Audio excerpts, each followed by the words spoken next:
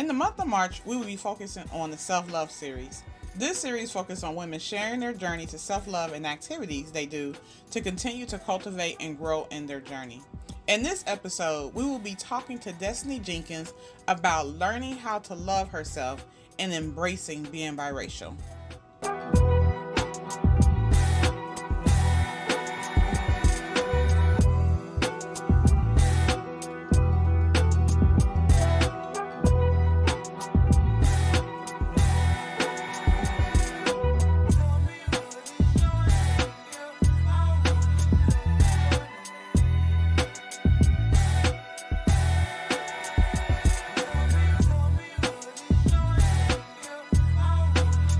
Welcome to Happy Hour Conversations with Tamekia, where we are everything her, helping to elevate and redefine our sister friend tribes, bringing women voices and stories to the mic. If you are new here to the podcast, we welcome you. I am Tamekia R. Moon, the host of Happy Hour Conversations. Be sure to stay connected with me on Facebook, Instagram, YouTube, and TikTok at Happy Hour Conversations with Tamekia. And be sure to hit that notification button so you can be notified when we drop videos. We are going to be doing a series called the Self-Love Series. Yep, called the Self-Love Series, designed to bring women on to share their journey, the roadmap to their self-love, and to help celebrate. It's to help celebrate with women when they get to that breakthrough moment to self-love. As we all know that love is the greatest gift in the world. And when we reach it, we have given ourselves the best gift. I wanted to do this series because all women go through this journey of self-loving, right? And there's really no book to tell us how to get to that self-love, loving of ourselves. What happens is I believe that our experiences help shape us and we get to a point to self-love. And so we are going to hear people's experiences and their journeys, and hopefully that experience will give someone else permission to accept their experience and be on a journey to self-love as well. Because as I said, I don't believe that there is a book that will tell us how to get here. In today's episode, we will be talking with Destiny Jenkins. Hi, Destiny. Hi. We'll be talking to Destiny Jenkins, a mom of two beautiful girls. She is a college student studying auto mechanics, and she is going to share her roadmap, or her road to self-love. Destiny, when I think about you, and welcome. Thank you for saying yes to Happy Hour You're Conversations welcome. with Tamekia. Thank you for having So me. we're gonna jump right in. When I think about you, here are some things that I think about. Right here are some words that just kind of come to my mind, and those are courageous, outspoken, determined, very curious. Those are my few words that I will say when I see you. That's who I see when I see Destiny, right? And I feel like you have always been those words to describe you. So in your words, can you tell us in about 5 to 6 words, tell us who you are. Tell us who Destiny is. I am charismatic, ambitious. Like when I say I want something, I go get it. I do it, and I don't wait. Um, Happy, well, goofy, like that. Um, Loving, like tough. I should say. Well, like my shell is tough, but really inside, I'm like really my feelings get hurt very easy. Um, and optimistic. Hmm. Okay. Have you ever thought about like the words that describe yourself, or was this the first time that you had to pull some words to describe Destiny? This is like the first time. Really? Yeah. Well, because like I always hear other people saying like Destiny's always so tough and she's always so like this is what she means, this is what she's gonna say, and she's not really caring how anyone else feels type. And I'm like, that's not true. Like I'm very loving, but also like I don't like BS. Like don't play games. I don't know. Mm-hmm. Um, so I feel like that's why I spent more time like getting to know myself, doing more things like to fuel my spirit versus my flesh. So I'm not living for other people, like doing more stuff for me. So I start noticing certain things about myself. And so yeah, that's what I picked up. I love that. Spending time with yourself. I love that. Let's talk about um let's talk about what self-love means to you. What self-love means to me is, well, I used to be a people pleaser. So like even if like someone say, Mm. hey, they'd be like, hey, you want to go do this? And I really deep down did not want to go do it, but I want to go do it just because I feel like if I said no, then they're like, oh, she's not really my friend. I always cared about what other people thought about me. So like self-love for me, like so I'm beginning on my journey. Like the ending of 2024 was like when I started like actually doing stuff for me instead of other people. So like I think self-love for me is just like putting myself first, not worried about how other people are going to take it or how I'm making other people feel. Because I'm so worried about them being uncomfortable when I'm uncomfortable the whole time. And I'm not going to put myself on the back burner. I need to put myself first so I can show up for other people in a better way. Now, do you think that that trait of being a people pleaser is that something that that's just who you are, or did you see other people being people pleasing and you just took that trait on like you kind of thought it was normal? No, I think just like growing up doing stuff, like I was just always afraid to make someone mad or like I was very easy, like my feelings would be hurt very easy. Like my dad could go say, go sit down and I would just be bawling my eyes out. So like anytime someone asked me to do something or asked me anything, I would just jump and do it because I don't like people telling me no. But like the more I got older and I was more mature, I would say people are allowed to say no. People are allowed to not come to lunch with you because you're saying come to lunch. Like it's okay. That doesn't mean they feel any different about you or that like there's gonna not be your friend anymore because I'm saying I don't want to go do something. Mm-hmm. Mm-hmm. And so I feel like people pleasing kind of was just like I maybe just the way I grew up really. Okay, let's talk about how you grew up. Let's talk about that. Let's jump into growing up. Because I believe when we like growing up, right, in this family dynamics, I believe that has an impact on us and how we love ourselves, what we see, the environment that we grow up in. And so that helps shape us right into who we are. And then as we get older, some of those experiences are still there, right? Whether they be Mhm. good experiences or bad experiences, they're still there and they help shape us. So let's talk about growing up. Well, growing up, it's like well, I'm biracial, obviously. My mom's white and my dad's black.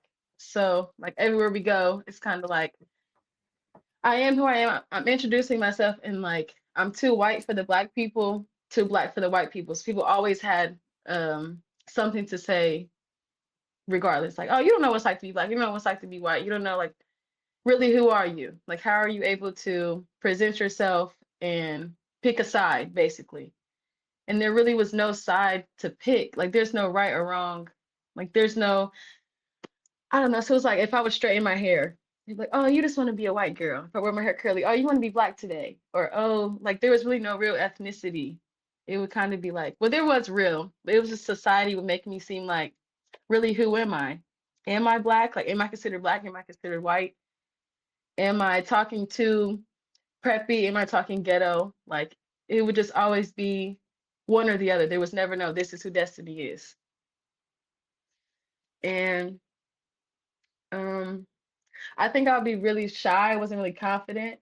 So I would just people please. I think that was just another defense mechanism. Like, oh, okay, like really, I don't know who I am. So I'm just going to go ahead and do what these people want me to do.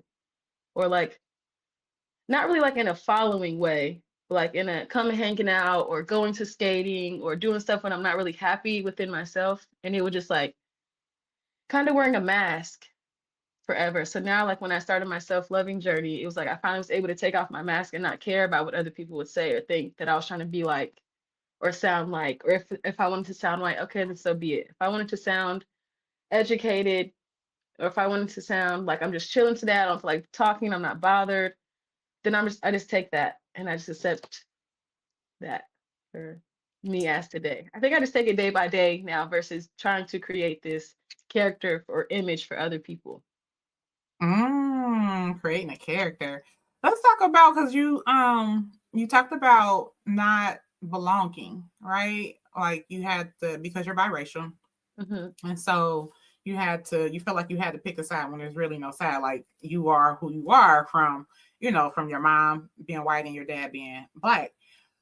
So was that not belonging? Was that a sense of only on the outside, or was that a combination of outside and inside, meaning family wise?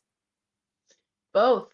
Because school, like every grade, like every chapter of your life, like I think the world is just very harsh. Like they're not gonna go easy on even like as kids. Like people some people can say like, oh, I wasn't bullying or I wasn't doing that. But now that I'm older, being in fifth grade, there was a lot of like bullying or like trying to tell me who I am as a person because they know that I'm mixed with black and white.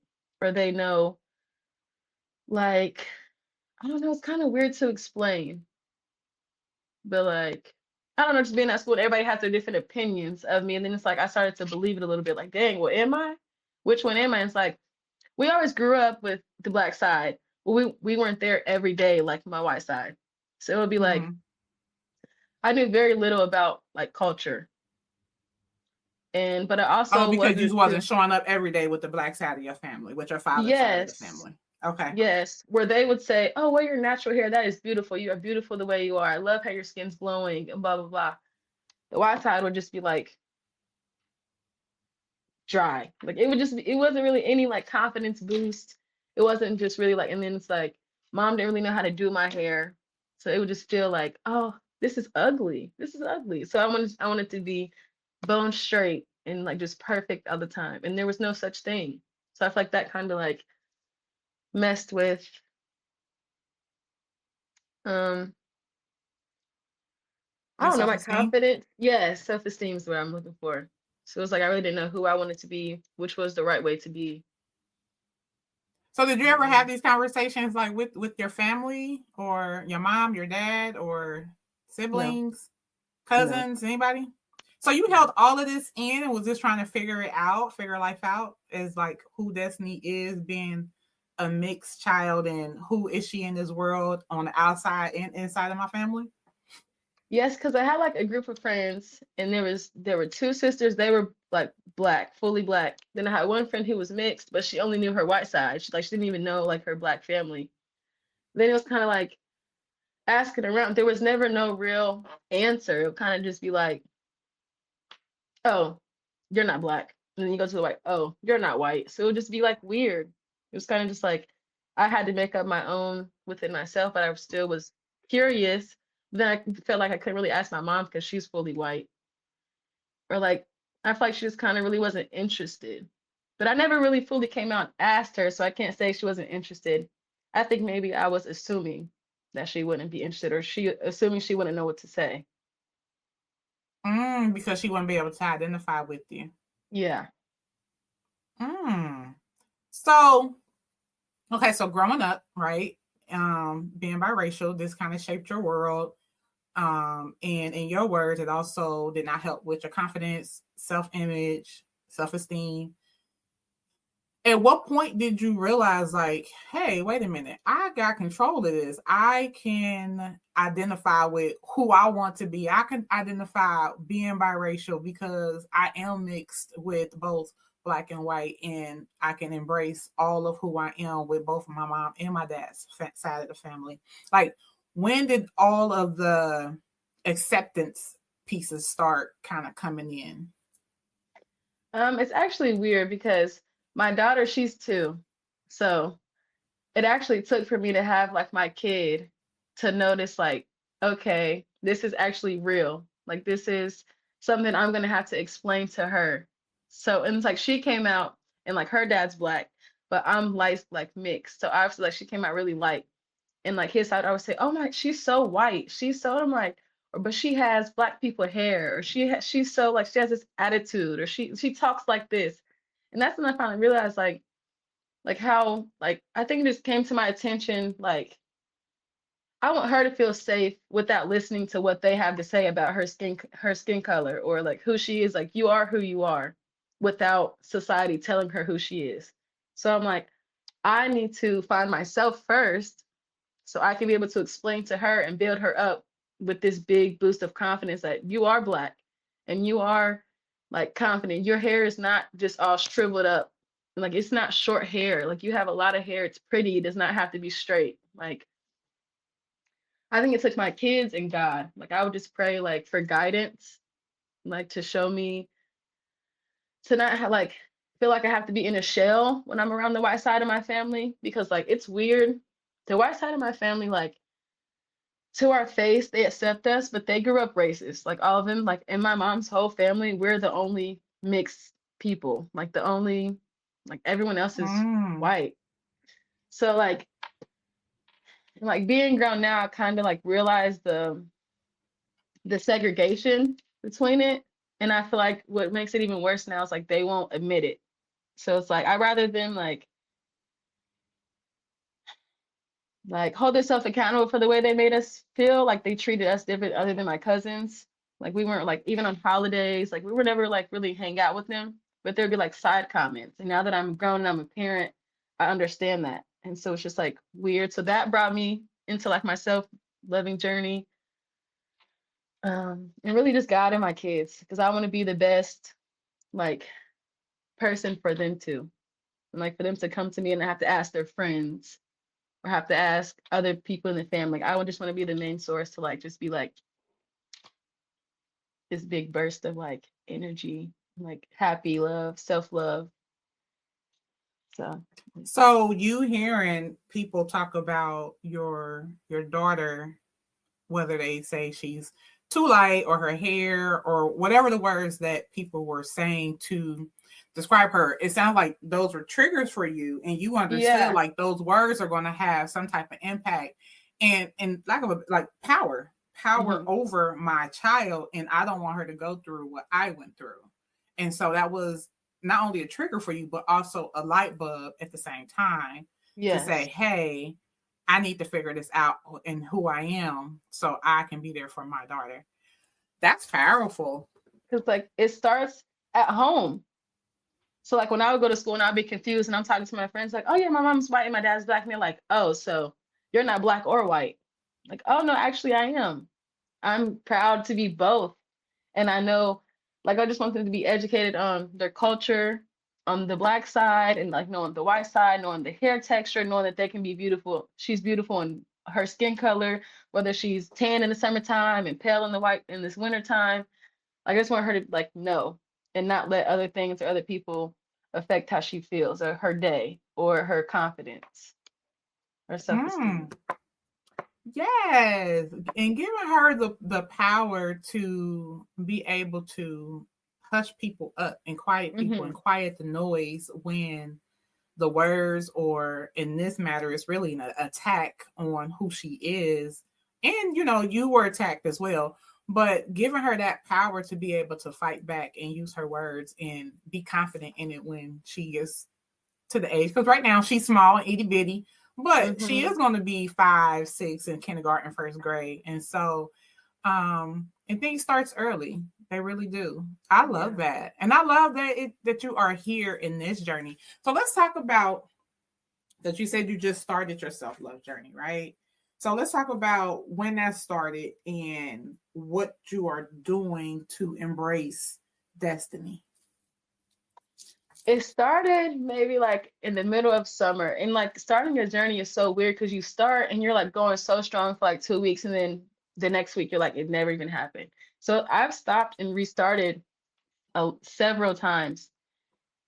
And so it took for me to like stop drinking. So I was sober for like 90 days. Like, I stopped drinking. Like, I would go casual drink, or like every time I went to go get food, just grab a drink, grab a little margarita or whatever. So I stopped drinking. I stopped hanging around a lot of the people that I like went to school with. Even my sister, like I love her to death, but I had to get a break from her. Um, I started like trying to find new hobbies. Like, I would go do things I never even knew that I loved. Like, I actually love fishing. It's weird. No, it's not weird. I love it, but it was something I always used to be like, I'm not grabbing a worm and putting it on the fish thing, on the fishing hook.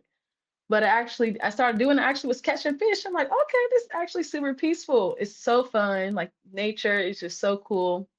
I started reading books, just going to church. Spending a lot of time just with my kids without like a phone. Like I went 10 days without any social media.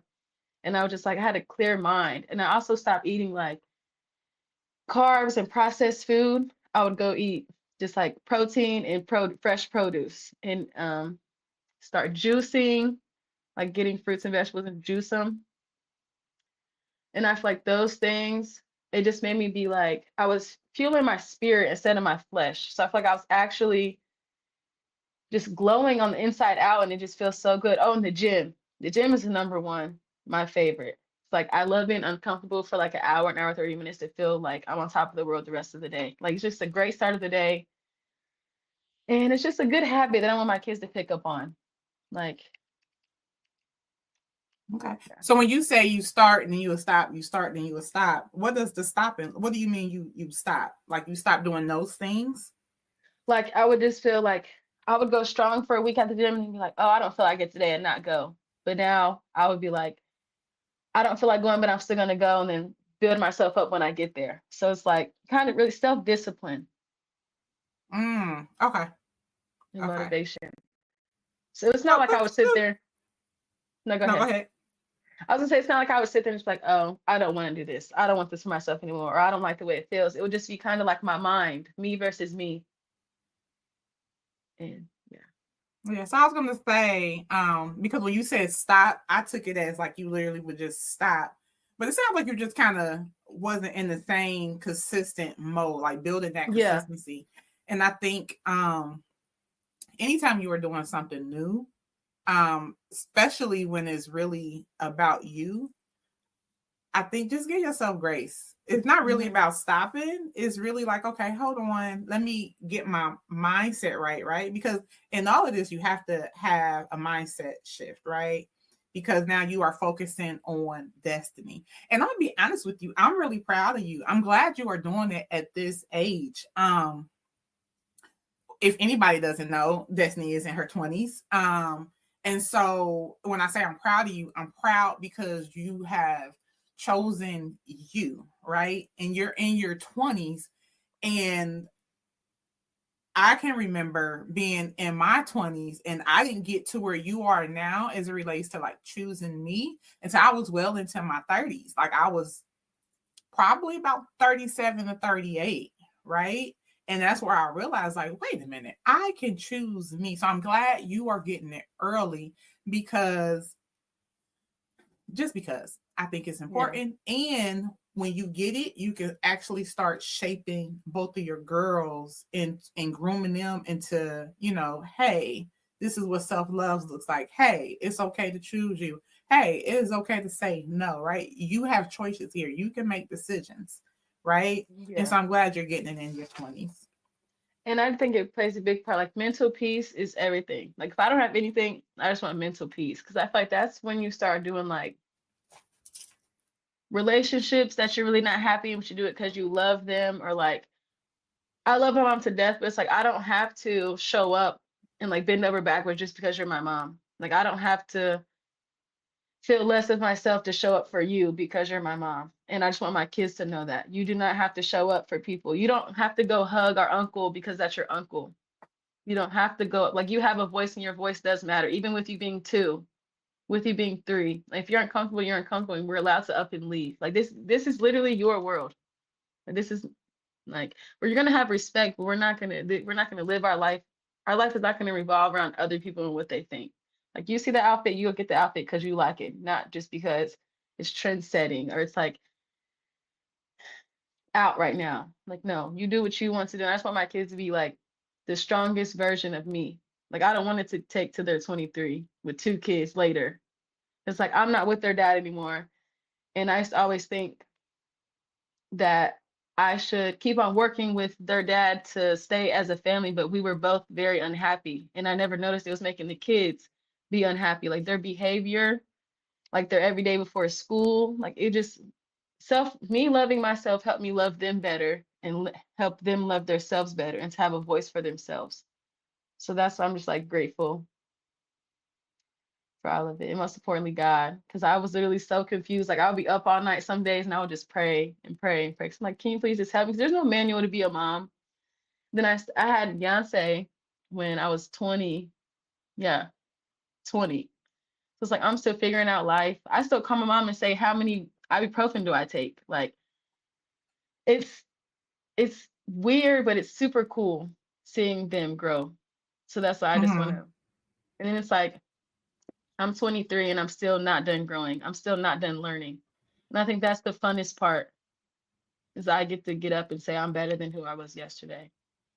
Absolutely. And let me tell you, don't ever stop learning. I don't care if when you get to your 30s, I don't care when you get to the 40 club, the 50 club, Hmm. always have an open mind to learning because there's something to learn every day, whether it be a new skill or whether it be something new about yourself. Because you're in your 20s now. When you get into your 30s, there's going to be another version or, yeah, another version of you, right? Hmm. To where you're like, oh, wait a minute. I didn't even know I like this. Just like you just said in the example of fishing. I had no clue I even like this. So when you continue to explore yourself, explore the world, continue to show up to be your best self, there's going to be new things. So always, always be willing to learn and open to learning. Yes, I love that. So before we get ready to wrap up, tell me what happiness means to you. Happiness, I said mental peace. Like I don't have to sit because I had used to have this problem with wanting to be in control over everything. Like I used to be like, all right, I want to wake up at 7, make breakfast, clean up, put the clothes, like everything was on a schedule. Even going grocery shopping or like something so simple as like showering in the day. Like I want to wake up and shower by 11 and get my day started, blah, blah, blah. Like I was like such in control. And I started just to let go. Like be still, know that God is God and my plan is already made up. So I just need to slow down and do my purpose. And happiness is just my purpose and just doing stuff for me, putting myself first. So Yes, I love learning to that. do life for me. Learning to do life for you. Yeah. I love that quote. Learning to do life for me. It's like growing Learning up, you to do kind of life for think me. there's something like, oh, I'm 23. I should have a happy home. I should be building my credit. I should have a car. I should have a place. I should be out of my mom's house. There's no, there's no like, what's the word I'm looking for? There's no like, Right or wrong. yes, like you don't just because I don't have a business right now doesn't mean at 30 I can't start and have a business and still be just as much successful. Like letting go and stop being in control. Yeah. So, and I think to your point, you're still in the stages of learning, right?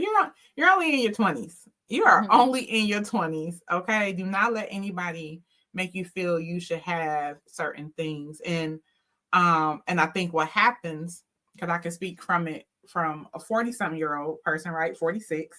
And when I can remember being in my 20s, is that I believe what happens is like this society, right?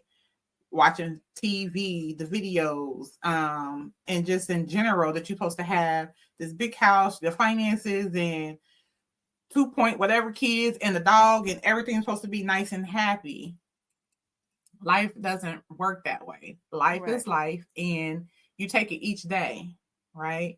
I think the important part in learning about life is to continue to get up and push yourself, to get up and show up for yourself.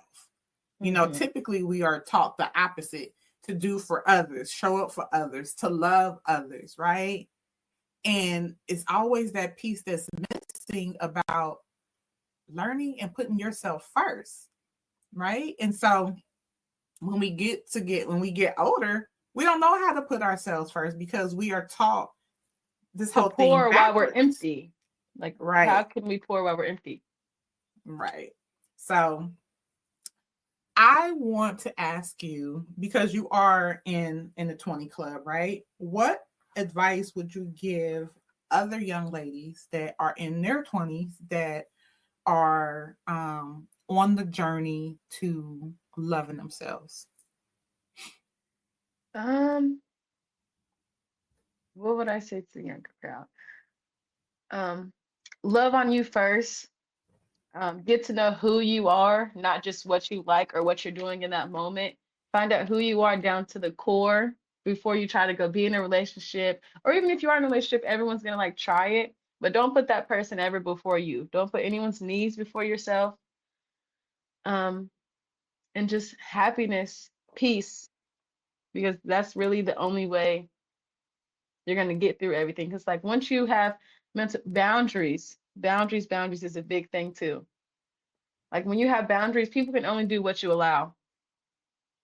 So, yep, boundaries, loving yourself, and just showing up, even when you don't feel like it. I Show love up. that. Boundaries, loving yourself, and showing up, even when you don't Yeah. feel like it. Yes. I love that. Well, I want to say again, thank you for coming on and sharing your story with Happy Hour Conversations with Tamekia. Is there anything that I did not ask you that you want to share or say to the audience? Specifically, I know I want you to hone into the 20-some-year-olds, but surprisingly enough, we all can learn from each other. So, is there Right. anything that you want to share? Now that I pretty much touched the base where everywhere where I think helped me, because I'm still, I'm still at the very beginning. Like I don't even think I just got my feet wet. So I think like a year or two from now we could do it again and see like where I've grown, where you've grown, think new things that I've learned. And yeah, I just want to say take care of you and get an education because it's super cool. I love that. I want to continue to encourage you to stay on this journey. As I said before earlier, that I'm proud that you are in this space. I'm proud that you have chosen you, that you have said, you know what, hey, I'm accepting me. This is who I am. Yes, I'm biracial, and I will not let my past define me. It's part of my story, but I can take control of the pen now and write my own Mm-hmm. story. So Right. I love that you are here. I'm proud of you. And yeah, we're going to revisit Yeah. and see where you are because you will grow from this, right? You are Mm-hmm. going to continue to grow and blossom in this space. So we are getting ready to close. I'm just excited to share the love yourself journey with women. And I am your girl, Tamekia, at Happy Hour Conversations. Remember, if you are ever looking for me, if you want to share your story, feel free to contact. Again, you can reach me at Instagram, Facebook, YouTube, and TikTok at Happy Hour Conversations with Tamekia. And we'll talk soon. Bye. Bye.